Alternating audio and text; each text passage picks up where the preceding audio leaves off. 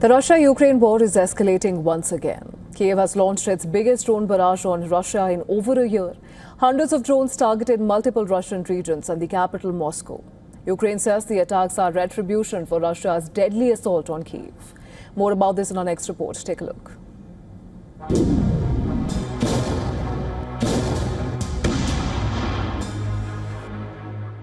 Ukraine has launched its biggest attack on Russia in a year.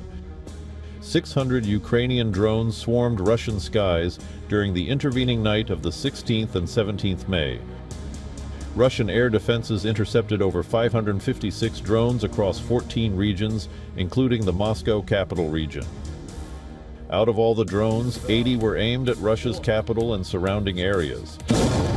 According to Russian authorities, at least 4 people, including an Indian national, have been killed across Russia in the latest Ukrainian drone barrage.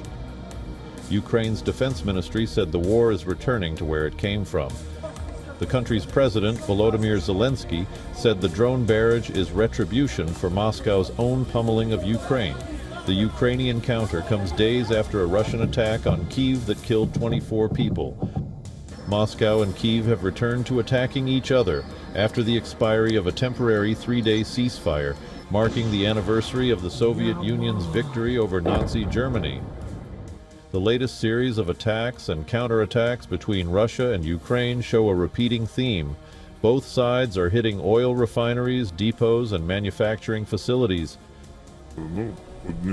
Well, some of the most high-profile targets were oil refineries, such as the Yeysk oil refinery, for example, the Kremny L ammunition factory, the Tula oil depots, ammunition depots, all of the very largest facilities within a radius of 800 to 1,000 kilometers.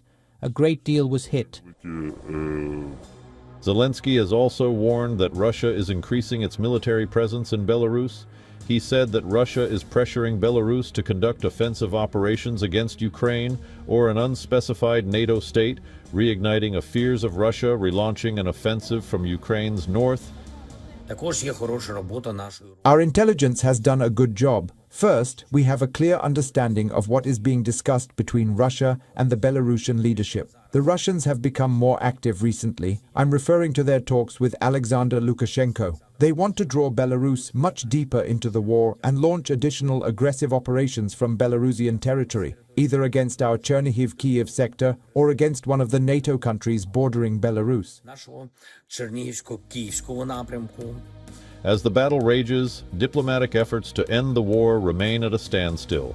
Ukraine has refused to accept Russia's demands for territory in the eastern Donbas region, and U.S. President Donald Trump's priorities have shifted to the Persian Gulf, where Iran continues to assert its control on the Strait of Hormuz.